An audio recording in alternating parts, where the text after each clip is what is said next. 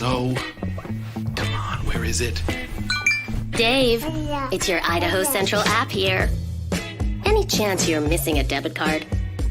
Let's get that taken care of for you. With ICCU's card control, you can turn any card off with the tap of your finger. You got it. And back on again. Out, out, out, out. The closest Idaho Central Credit Union branch is in your pocket. It's the fall kickoff sale at Lithia Ford of Boise. We're going all the way so you can score more for your trade-in and trade up to a new Ford truck or SUV today. Visit Lithia Ford of Boise, where Ford begins in Idaho.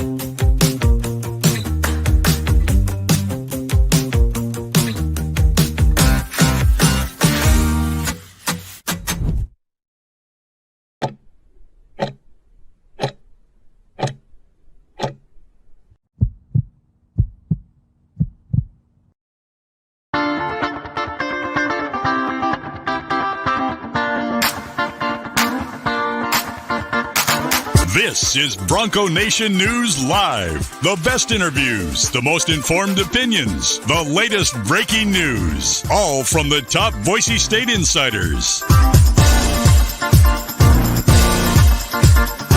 Bronco Nation News Live from BroncoNationNews.com is presented by ROPaint.com, the official paint and coatings company of Boise State Athletics.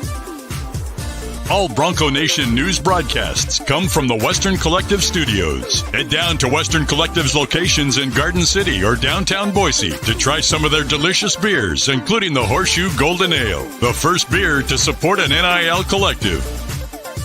Now, here's four-time NSMA Idaho Sports Writer of the Year, BJ Rains, with another edition of Bronco Nation News Live.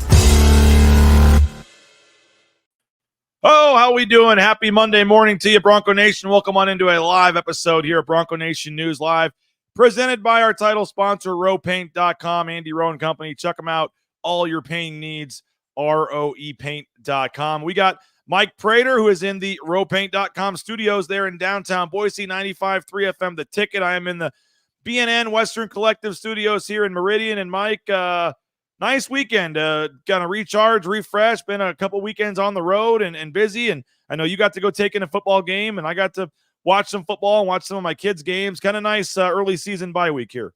It was really nice, BJ, and chance to get away. And but I miss football. I mean, I'm not sure I like second or third week bye weeks, but we'll take them when we can get them. There's another one coming up in about 4 or 5 weeks. We'll see how that plays out. But it was good to kind of recharge.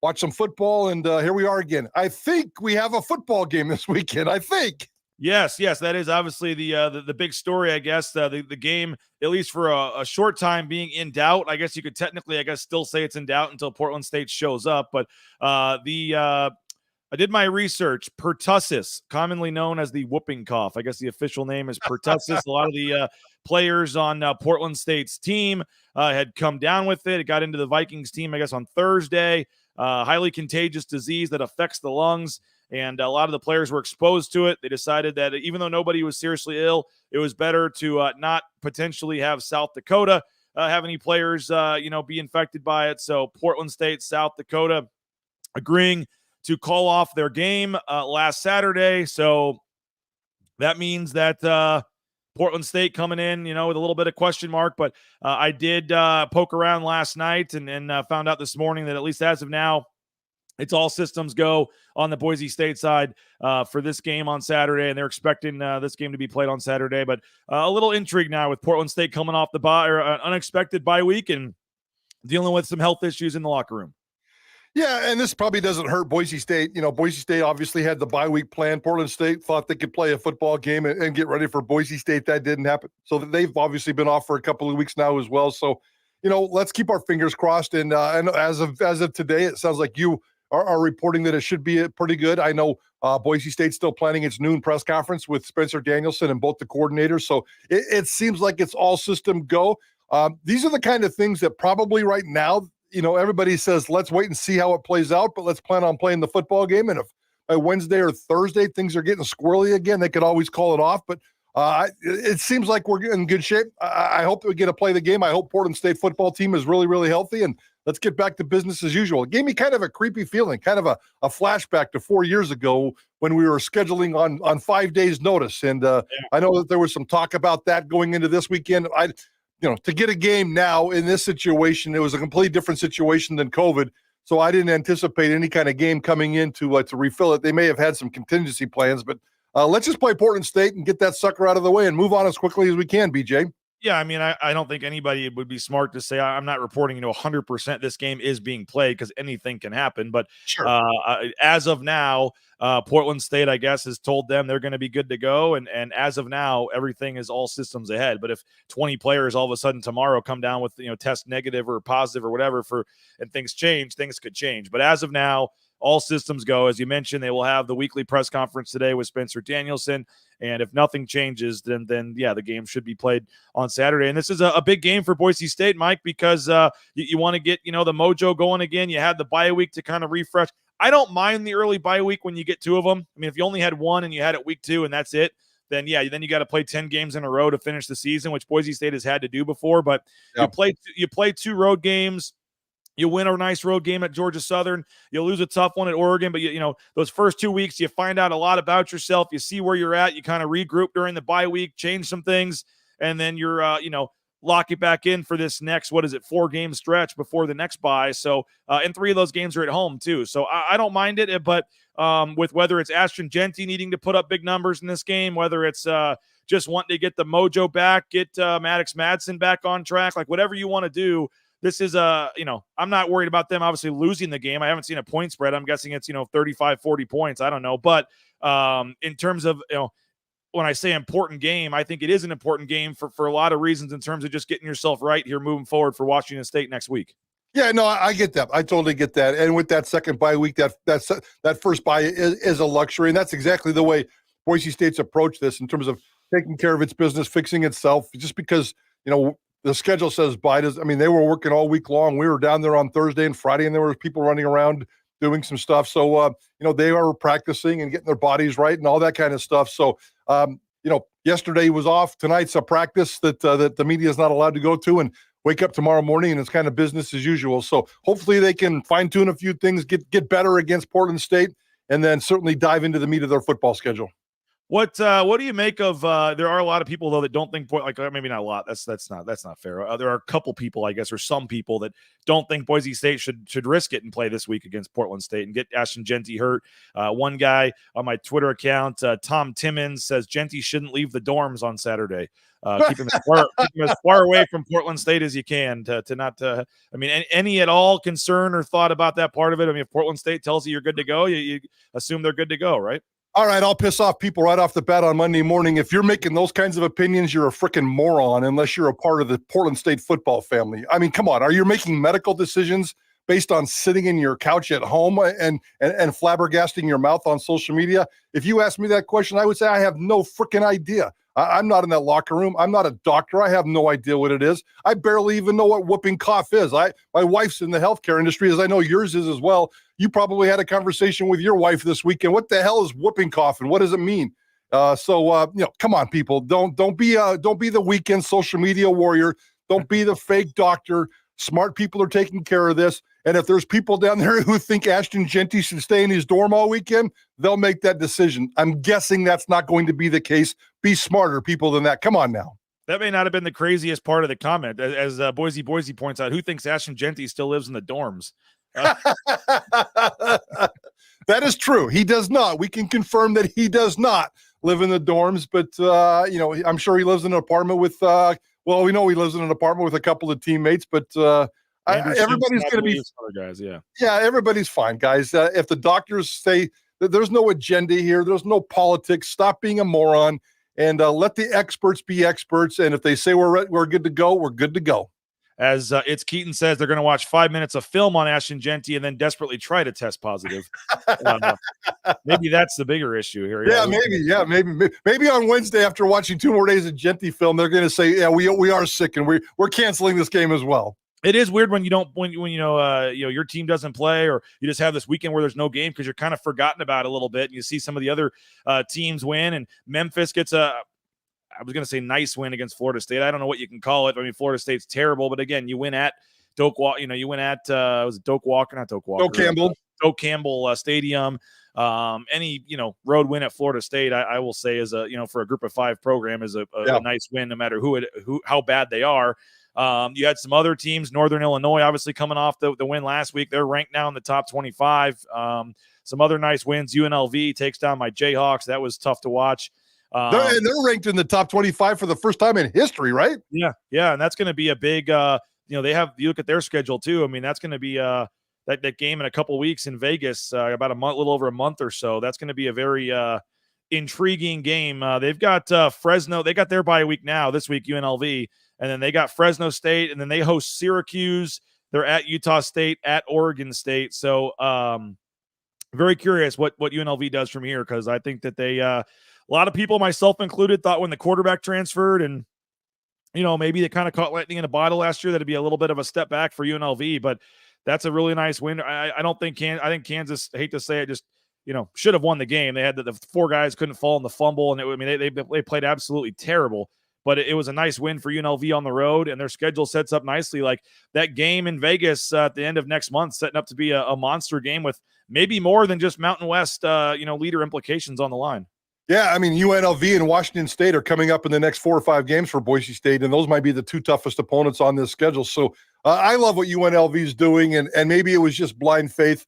I had UNLV number 2 in my preseason poll just because I believe in Barry Odom. I think he's done a fantastic job of responsibly juggling the transfer portal, bringing in players when he has to without completely selling his soul for the future of this program. And I really think he's a really good coach. Yeah, they got lucky in that game. That fumble would have I thought about you when I saw that, BJ. That would just drive a fan crazy, that kind of behavior, as well as a coach. But I love what UNLV is doing, and I think they're legit. And a Friday night with Boise State in that stadium, and if they keep on going and winning a couple of these games, then that's going to be just an absolutely beautiful experience.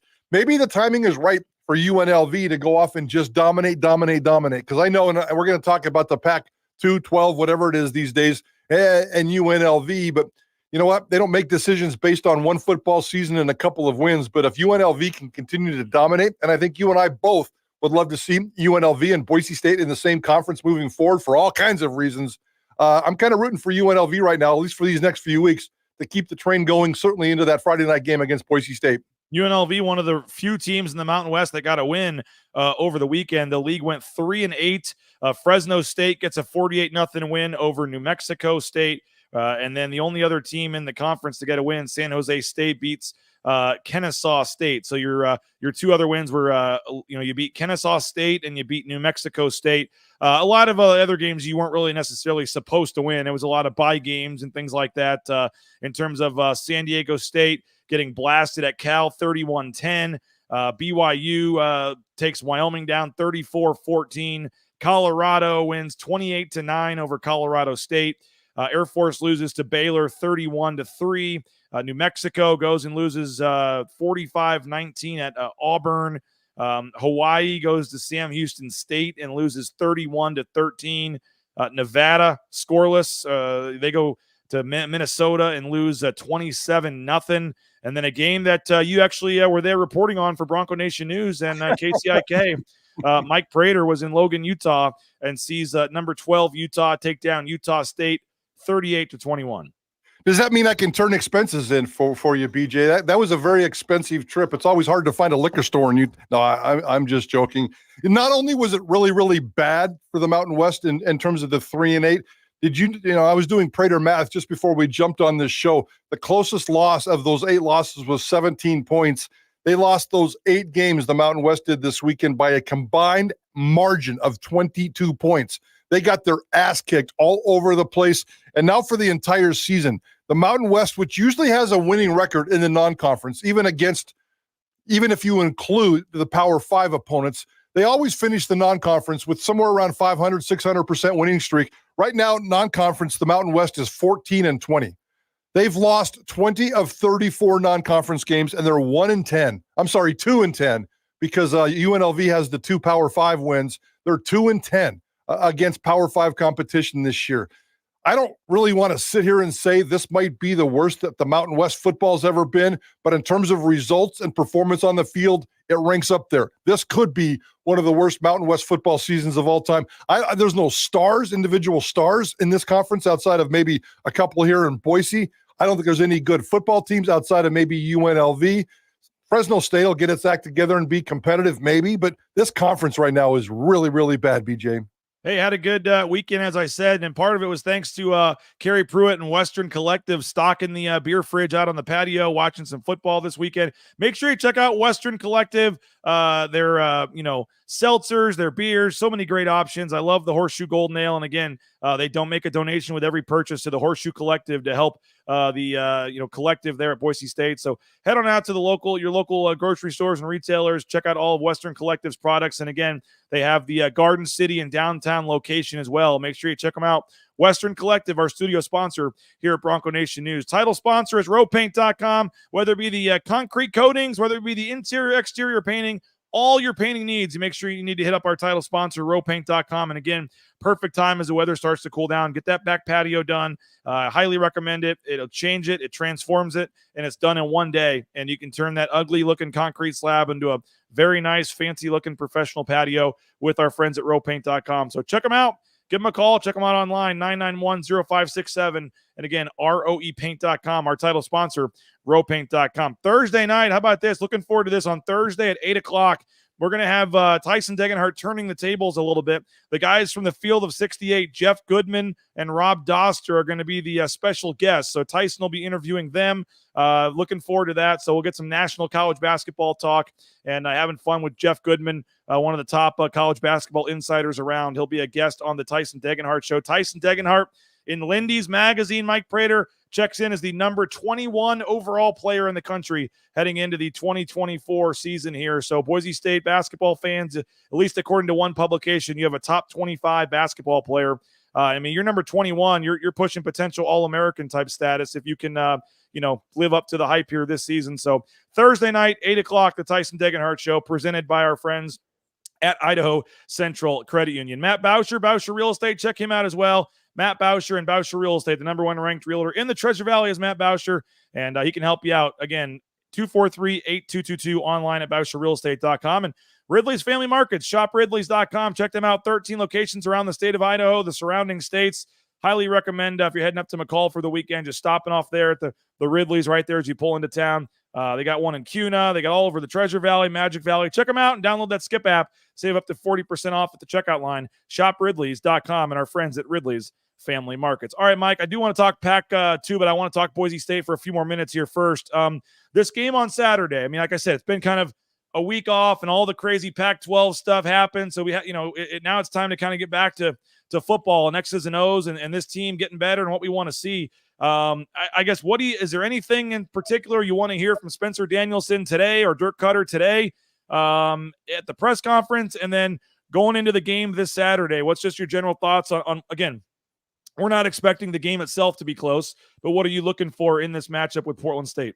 Just, the typical, stereotypical, bye-week, big-time non-conference blowout.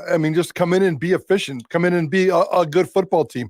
Come in and stay injury-free because they, knock on wood, outside of maybe some offensive linemen, they've been in pretty good shape so far this year. These aren't the kind of games you want to lose a player. I want to see Ashton Genty dominate the first half, and I want to see some quarterback play in the second half. If indeed this is a blowout, I wouldn't mind seeing Malachi Nelson. And, they're not going to change any kind of a game plan or come up with any kind of thing different for Malachi or Maddox, they're just going to play the game. And once the game starts, if the second half rolls around, then Boise State's in control. We might see a little bit of garbage time, but I'd like to see a little bit of that. So just the typical, operate your business, do what you have to do, get in and out of this game as quickly as possible. I think Boise State's paying Portland State, $450,000, $500,000? I can't remember the exact number, but close to a $500,000 for this game. Write the check, stay healthy, and get ready to move on for a bigger game and bigger schedule down the road. This should be the first game with the new sound system as well on Saturday. Looking forward to checking that out. I saw that those were in there, and they were testing those last couple of weeks. So the new sound system is in 7:45, so you should get the light show at least at some point going to the third to fourth quarter. So all the game day improvements they've been making, Mike Prater, should be on full display on Saturday as well. The home opener is always fun. 2 games on the road. A bye week has made fans wait even longer than typical. You wait all 8 months to go to a game at your home stadium, and you got to wait a couple extra weeks. But they're continuing to improve. What I mentioned, the new lights, the new sound system, the new video board in year number 2 now, and the home opener is always a fun one, regardless of who you play.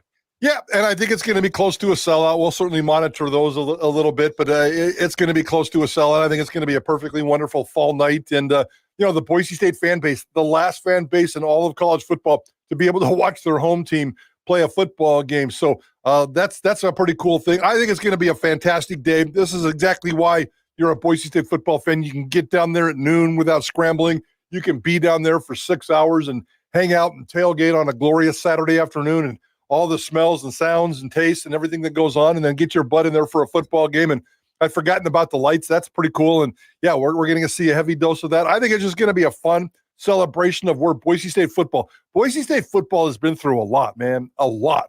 And to be able to enjoy 6 college football Saturdays at home, this is what it's all about, because the fans are tired of the other crap. 349 days or 59 days a year. They got to put up with a lot of crap about college football this and the college football that, and lots of divide. But 6 Saturdays, you get to show up, and I think this Saturday is going to be a glorious day. What, again, this game in particular, we're not expecting to be close, but you got Washington State on the horizon next Saturday. You got Utah State coming up, and then at Hawaii before the second bye here. So this next kind of 4-game stretch, for them to go win these 4 games, kind of reset at the next bye, going into that Vegas game, at 5-1.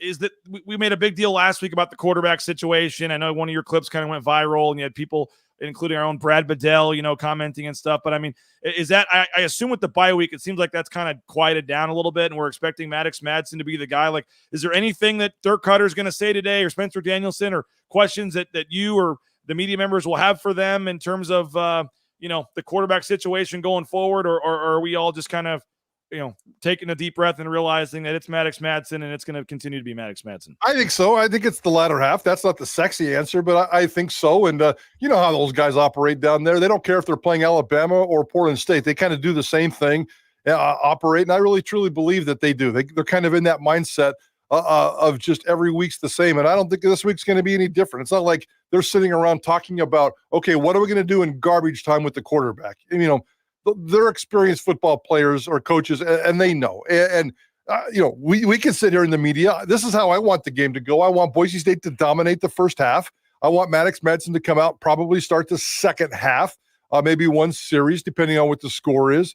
And then I want to see Malachi Nelson play the entire second half beyond that, with the ones, for the most part, especially the ones offensive line. I'm not so much worried about the running back position or Ashton or wide receivers. They can go deep into those rooms and get all kinds of people the ball. But the offensive line, the number 1 guys, whatever that is left of that after 2 big injuries over the weekend. But yeah, I just want it to be smooth. I want to see the quarterbacks. This is the perfect time. This competition, according to Spencer Danielson and Dirk Cutter, and according to our eyes, was close enough that Malachi Nelson deserves some playing time. This is the perfect time to do it, because I want to see what he is. I want to see what he's got. The closest thing that we have so far is a really nice performance in the spring game. That doesn't count.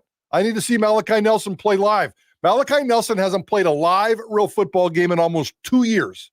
2 years. And the last time he played a football game, he was the number 1 quarterback in the country, his high school postseason, and he got beat 56-0. That's the last time Malachi Nelson played a football game for real, November of 2022. And, he needs some playing time somewhere down the road. And if it can't happen this weekend, something seriously went wrong this Saturday. A lot of comments coming in. We appreciate those. Nate Staley says, let Genty get his 250 yards from scrimmage in the first half and then pull him. Heisman campaign. So it is a big game for him to potentially put up some big numbers, but obviously probably not going to see Ashton Genty for all 4 quarters. No, and I don't know if you even need to see a steady dose of him. I mean, if he gets 150 yards and 2 touchdowns, that's going to be fine. He doesn't need to go crazy, but if he does, hey, bring it on. That's pretty cool. You go 250 against Portland State, that's nice. But the smart people, the people who vote for Heisman's, the people that kind of take this stuff for real would say, well, it's against Portland State, so he's not going to get that much of a bump out of that. But just go out there and be Ashton Genty and let those stats take care of themselves, and he'll be just fine this weekend. Speaking of stats, Nate Staley wants them to be kneeling the kickoff to the 2-yard line, so Genty has more field to get rushing yards here moving forward in this game. Yeah, that's ridiculous. That's a ridiculous idea. No need to fair catch it in the end zone. Just come out to the 2 so Genty can get more yards. He's doing just fine on his own without gimmicky coaches and stuff that could backfire. And hopefully he was just joking because it's fun to be a fan when Ashton Genty's your running back. And I think that's pretty cool. And, we all want to see Ashton Genty run. Let me go back to what I just said. We get 6 of these. That's 5 and 1, 6 of these suckers. And I want fans to be able to relish every single carry that Ashton Genty gets in these 6 home games. Let's see here. Oh, by the way, Ray's asking if we have a kickoff time yet for the Washington State game. That will come this morning. That should come today, unless they do they get 1 or 2 options a year to do like a 6-day hold where they wait till the end of the weekend to decide. But I think they can pretty much project Boise State's going to win this Saturday against Portland State. So at least on their side, there's no need to wait on that. So I would suspect by around noon or so, noon, 1 p.m., maybe 10, 11, they kind of come out at different times. We should get the Washington State game time today, but with 2 West Coast teams, Mike Prater, I would be surprised if it wasn't starting before 7 o'clock. Yeah, I anticipate it to be a night game, and then obviously next Monday we should get the Utah State game as well. That one I'm not quite sure if that's going to be a night game or a day game, but I fully expect the Washington State game to be a night game. Cameron's wondering if we think Washington State game could be college game day. I don't think so. They no. Boise State would have to be undefeated and ranked. They'd have to be undefeated and ranked, but also the fact that, which is one of the things I hope changes in this Pac-12 deal, is get some games back on ESPN somehow. But it just seems like if your conference is not on and the game is not on it's not impossible if the game's not on there if it's a top 10 matchup, but if you're a group of 5 team trying to host college game day, you don't even air your league doesn't even have a deal with the conference. You ain't getting the game. No chance. I would agree with that. And I believe, I could be wrong, but I'm almost positive next week, not this coming weekend, but the weekend after the Washington State weekend that you're talking about, Georgia plays at Alabama. Yeah, you can go ahead and yep, that's what Nate said. Alabama plays Georgia that day. What do you make of the group of, and again, we are in the final segment, going to talk about the Pac-12 stuff here in a minute, but what do you make of the current kind of group of 5 race for that 5th conference champion spot in the playoff? And again, you have to win your conference championship. So UNLV could be ahead of Boise State right now, and it doesn't matter if Boise State beats them in the conference championship game. Yep. UNLV is not eligible to get that spot. But I mentioned some of the results, and this is not just this weekend. This is, all season. You've had Memphis beating Florida State, UNLV beating Houston and Kansas, Northern Illinois beating Notre Dame, Toledo waxing Mississippi State, Washington State beating Washington, Georgia State taking down Vandy, Boise hanging close with Oregon. There's been some other ones as well. But like a Northern Illinois was a team that nobody gave any thought to. They go beat Oregon, or they go beat Notre Dame. They all of a sudden will have the best win of any of those teams if they can win their conference. So it's going to be a very interesting thing. Again, 5 teams are eligible plus, because Washington State, they're just eligible for an at-large. They're not. That's not a conference, right? Of 2 teams. Correct. So that kind of hurts them a little bit because they would have had a chance if they with the Washington win, and who knows what they end up doing. But overall, you got Memphis, UNLV, Boise State. Where are you kind of at on the group of 5 bid right now? I know the ESPN, I don't know what they call it, their FPI or their projection thing for records or whatever. They were kind of showing all weekend on the games. Boise State, I think about 26% is still the leader in terms of their analytics. Boise State's the slight leader to get to the college football playoff from the group of 5. But what do you make of that race right now? Yeah, Memphis is obviously really, really good, but they've got, if you look at their schedule, they got a brutal schedule. Not a brutal schedule, but they got a lot of landmines in front of them at Navy, at Tulane to finish the season. I believe they play at UTSA, Texas San Antonio, which is getting some soft, lukewarm love in some of these conversations. So there's some tricky landmines for Memphis. If you look at Northern Illinois' schedule, and their work is done in terms of just a big accomplishment, their schedule is really, really weak here at this point. So I can't wait to see it. I mean, it's going to be that classic cat and mouse game. Are they going to keep winning, and they're going to keep winning against bad teams? And how's that going to compare against a Boise State or a Memphis who's winning these tough games? We know that Liberty, unfortunately, is lurking out there as well. So it's clearly a Northern Illinois Memphis race right now with Boise State lurking. We'll see how that plays out. But, I think there's some good intrigue. I mean, we're only 2-3 weekends into the season, and already there's some group of five watch stuff going on that's pretty compelling. So I like it, but keep an eye on Memphis and their schedule moving forward. I can't remember who they have this weekend. As a matter of fact, it's they're at Navy this weekend, a 1:30 CBS Sports Network type of game. So I suppose that could always be a little bit tricky, but I'm keeping a close eye on Memphis. To me, Memphis seems like the best of all of them, but Northern Illinois' schedule is terrible, and they could certainly run that table. And a win over Notre Dame with an undefeated schedule is very problematic for Boise State. No doubt about it. All right, Snake River Pool and Spa, thespateam.com. You're looking for a spa for the back patio, they can take care of you. But if you're looking for a pool table for the game room, they got that too. Oh, the awesome showrooms there. Go on in, check them out. Locations in Twin Falls, Boise, Meridian, Nampa. Been around since 1978. They're part of the Boise State home team. Check them out. Snake River Pool and Spa, Patio and Game online at thespateam.com. We had fun on Friday over at Bora High School, raising money for the cheer and dance team for the Bora High School with Lithia Ford of Boise. 300 test drives. They had 7 or 8 Boise State football players out there. We had a couple of them on the show, had some fun talking to Ahmed Hassanin and Matt Lauder and Jonah Dalmas. It was a fun show on Friday, so hope you made it over there and were able to test drive a vehicle. They raised over $6,000 on that event for the cheer and dance team at Bora High School, so that was cool. They had Mike, to do your test drive. You didn't need the Lithia Ford employee in the car. They were letting the football players just go for the ride, so you got a chance to just literally get in the car with Jonah Dalmas and drive around town for 10 minutes. Nice. It was a cool little thing they did, and then each test drive they gave Lithia Ford gave $20 to Bora High School, and they raised I think $6,000. So pretty cool. Hope you had fun. We appreciate those guys coming on the show, and we appreciate our friends over at Lithia Ford of Boise. Taco Bell. We're going to get out and do a look on. They're all fighting me. I got Prater, I got Johnny, I got Tyson. Everybody wants the free meal at Taco Bell when we do the live show there. So I got to figure out who gets the winning bid to go do the show at Taco Bell and get some free food. TacoBellWorks.com, but we will be doing a show at some point in the near future from the Broadway location down there at Taco Bell. SON Management Group, the Nicolason family, we appreciate them. Check them out, and they're hiring. You looking for a job? Check them out. They got great promotional opportunities, free food while you work, half the wages the next day after your shift. Check them out, one of the Treasure Valley Taco Bell locations, and again, great, cheap, affordable, delicious food as well. Check them out, our friends at Taco Bell. I mentioned if you're looking for a job, the trucking industry is a big one as well. Check them out, TCS, TransCompService.com, all the paperwork and things you need to get in there and get, towing that first load in no time. They can help you out, TransCompService.com. The Blue and Orange store, you need that gear. Do we know the color scheme for Saturday, Mike? I should know this. But the Blue and Orange store.com has you covered. All your Boise State gear.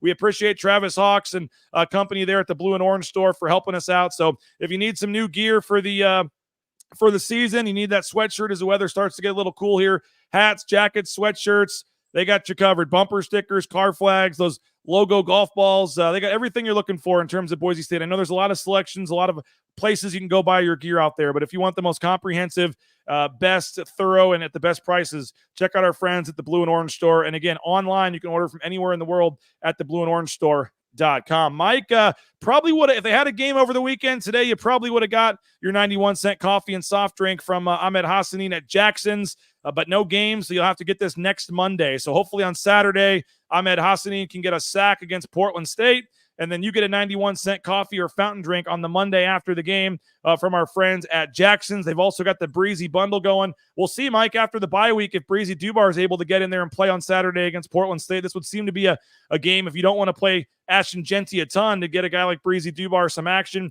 If he gets in the end zone, you get the Breezy Bundle, a hot dog and a soda for $1 on Tuesdays after the game at Jackson. So check out the Breezy Bundle. Check out the Ahmed Hassanin sacks, and we appreciate our friends at Jackson's. And again, they're sponsors of the Riddle and Ridge show, which will Riley and Ridge show, which will be coming up tomorrow night live on location from our great spot there at the James. And one final plug for Lean Feast, another feed in the football team and the basketball team. Check them out, leanfeastmeridian.com. 10,000 plus combinations, all healthy, delicious, great food. Check them out, leanfeastmeridian.com, and all different diets. It's good for 5 days in the refrigerator, and then all it takes is 2 minutes in the microwave, and you're eating steak and shrimp and whatever else you want. All kinds of great combinations. And again, they got deals with a lot of your favorite football players, including Ahmed Hassanin, including Tyson Degenhart on the basketball side. So if you want to eat the same meals that your favorite athletes are eating, check out leanfeastmeridian.com. All right, Mike, we're a couple days removed now from the announcement. 6 teams into the Pac-12. The Oregon State athletic director, Scott Barnes, who, by the way, I believe was at Utah State at one time, so has some familiarity with the league, gave a press conference on Saturday before their game against Oregon, which, by the way, Oregon looked pretty good in that game, which doesn't hurt Boise State for how close they hung with them in that game. But, he had some interesting takeaways. He said they want to go anywhere from 2 to 4 teams. Much to my disappointment, he did say that you have to play football to be part of this, which means no Gonzaga for basketball, no St. Mary's for basketball, which, I think is a mistake. I think you get a couple solid football teams, get you to 9 for football and then get to 11 for basketball. And I would think that Gonzaga makes a ton of sense for this conference if you want to try to get some national cachet on the basketball side. But for right now, at least, they're saying you have to play football. They listed all these different, categories and things they're looking at, but he did say that they have signed, and again, we're still waiting for this document with all the particulars of the financial situation, Mike, for the buyout and things, but he says that these teams have already signed a long-term, was his phrase, grant of rights for the media side. So these 6 teams have bonded together for the quote long term and have signed away their media rights, to this new Pac-12 league. So a lot of intrigue in terms of the details of this whenever a lot of these documents come out. Yeah, this is going to be early. This is going to be a process, and I'm not sure how you can sign a very a tight knit grant of rights deal when you don't even have a media rights package yet. So I think anything's on the table, up to and including. And I'm not trying to dispute what Scott Barnes said, but anything can change. These things are fluid. I still think that there's a chance that they could, dabble with Gonzaga. Stop with the St. Mary's talk. That's ridiculous. St. Mary's adds nothing, and they don't need to come if Gonzaga comes. Gonzaga does build your basketball credibility. And I think there is a small, Hail Mary chance that they could figure out a way to get Gonzaga in there. Gonzaga has to be itching to go somewhere, and I don't think this is a terrible landing spot for their basketball team.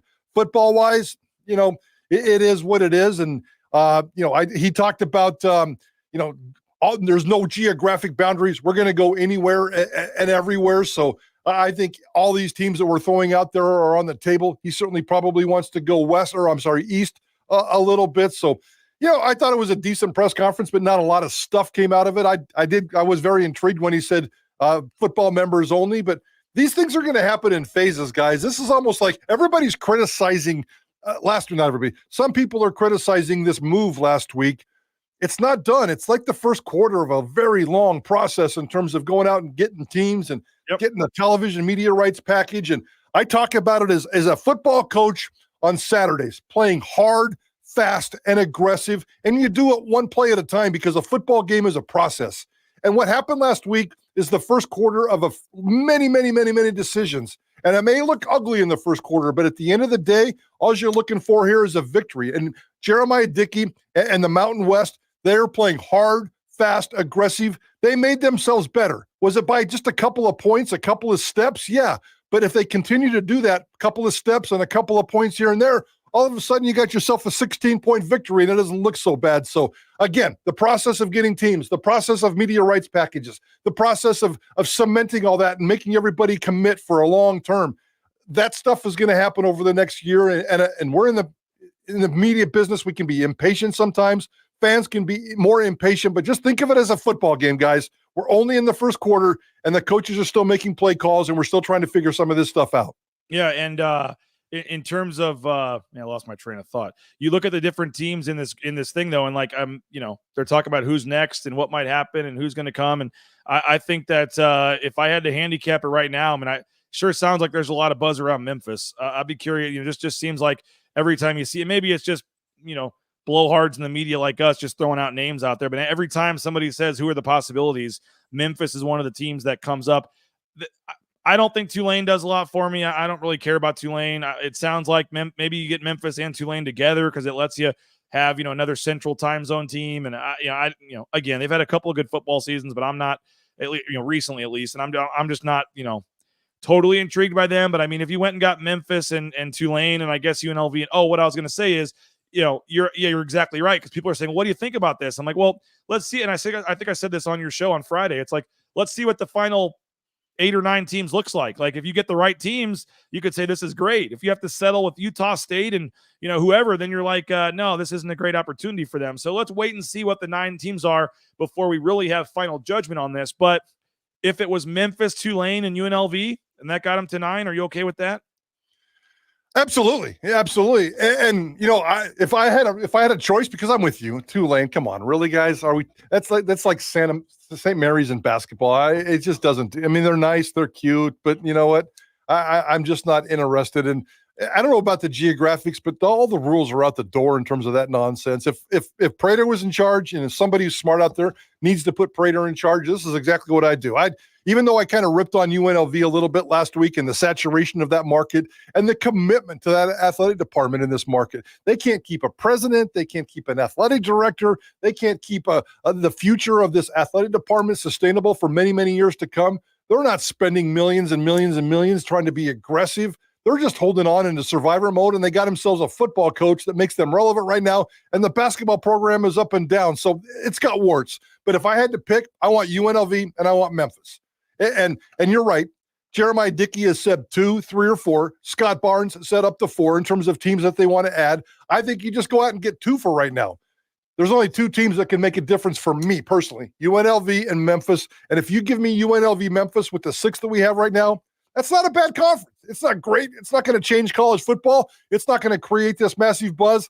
I think that's a really nice conference. Boise State improved itself with like-minded teams that are investing in the future of their athletic departments. They have great success, passionate fan bases. I'm so sick of having to watch you go to football games in Mountain West stadiums that are half empty. From now on, you're not going to even be considered unless you could put in 75 to 90% of your stadium full people every single game, every Saturday, every single season. And that's the kind of commitment that you're looking for when it comes to this future decision. So everybody else, it just doesn't work for me. UNLV, maybe. Memphis, absolutely. Tulane, no thank you. Yeah, you wonder if Memphis ends up being the only team that's, you're going to have Colorado State, but then you're going to have, just a 1,000-mile gap or whatever, and Memphis is going to kind of be floating out there by themselves. So yeah. With charter flights and everything, it doesn't matter as much, but obviously this is for all sports, and you would wonder for Memphis' sake if there's at least one team that you can have a little bit closer for some of these other sports to maybe have travel partners for volleyball or whatever else. But I mean, Memphis isn't, it's over there, but it's not, Florida or something. It's more towards the middle of the country still, and you can probably make it work. What if the Board of Regents or whatever they are, the State Board of Education in the state of Nevada says if you want UNLV, you have to take Nevada? What would you do there? Well, you don't have much of a choice, but I don't think that that's the case. I know there's a lot of people talking about the political ties, and maybe there are, but as far as I know, and I did some small amount of reporting on this week, it's not written. There's not a state law. Yeah. It's not a mandate, but it's more of the political stuff. And I go back to what they did at Oregon when Oregon and Oregon State did this. Again, when Oregon and Oregon State, the word that they were going to split up in different conferences, we had this exact same conversation. And legislators in that state, Beavers versus Ducks, standing up behind podiums in a state house with a suit and tie, debating whether they should do it or not. At the end of the day, Oregon was able to do whatever the hell it wanted to do. Maybe put up a fight politically, but you know what? That's not going to happen in Nevada. If indeed UNLV gets an invite, they could go. And there might be some lawmakers squabbling and crying and this kind of stuff, but that's not the ultimate end decision-making here. I think that's more of a convenient excuse to say, that's why UNLV didn't get invited. Yeah, they could win that fight if they had to. I'm not too much worried about that one. I hope they do. I'd love to see it. I'd love to see UNLV, even though they would probably be the weak link in that conference moving forward. I would love to see UNLV into the new improved Pac-12. Well, yeah, and we joked about it last week, but I'm always, 4 or 5 paid work trips a year to Vegas. I'm not, that would stink to lose that for sure. So it just, I know you mentioned the whole other pro sports teams are getting saturated and all that, but it still makes too much sense for Vegas to be in. I mean, they need to be in this conference. They're still a premier. We've been talking about them possibly being, a sleeper, and the Big 12 should be looking at them and all this stuff in the last 3 or 4 or 5 years. I mean, they're still a brand, and they're in a big city, and they're easy to get to. And I still think that they probably make sense in this league. And I'll be very curious what else they decide to do. And you do have the wild card with the ACC. If that implodes, as somebody commented on, who knows what's going to happen. I don't think it's likely. I've read a lot about in terms of, Cal and Stanford kind of thumbing their nose at, being in the same conference at Fresno, and that's not going to happen. But I guess there's if the ACC blows up, all bets are off, I guess. And who knows with that lawsuit, just keep that in mind, what could happen there. And that's part of what I said too about the process. That's a fourth quarter move, guys. And obviously anything's possible. By the time this show ends, we could have a decision on the legal cases between Florida State and Clemson and the ACC, or we could sit here for the next 2 years waiting for that court resolution to happen. So the Pac-12 is in full-blown, full steam ahead mode. They want to go now. It's short-term thinking and go build. And that thing could go on forever. So you're not out there pursuing Cal and Stanford. You're pursuing the UNLVs and the Memphises of the world. And then you're going to get yourself a nice, tight, cozy little 8-team conference. And then 2 years from now, 1 year from now, if the legal situation implodes and Cal and Stanford find themselves to be orphan football programs, then you can make that decision. That's not going to be the Pac-12's next move, because the legal system with the ACC is going to go on for a long, long time. And there's no way in hell that the Boise States and the Pac-12s of the world are going to sit around and wait for that to happen. Bronco 130 says, how does the move to the Pac impact BNN? Are there any media restrictions with the new conference you have to overcome? I think it's nothing but a positive for BNN. Boise State's moving into a better situation, which means more interest and more viewers, and that's evident by the 240 of you watching on YouTube right now. By the way, hit that like button in the corner of the screen. We'd love to have a like button and a subscription on YouTube. We're over 5,600 YouTube subscribers. We've added about 600 YouTube subscribers since fall camp began, so the channel is taken off, and we'd love to have you join in. Bronco Nation News, if you're watching on Facebook or X, it's just youtube.com/Bronco Nation News. But yes, please like the video, please subscribe to our channel, and we do this every day at 9 a.m. here on Bronco Nation News. Prater, I know it's Monday, you haven't had your meeting yet, but what can you tell us about today's Idaho Sports Talk? We're going to be talking to Spencer Danielson, Dirk Cutter. We're going to be talking to Eric Shenander. We're going to get after that. We're chasing Pac-12 Commissioner Teresa Gould.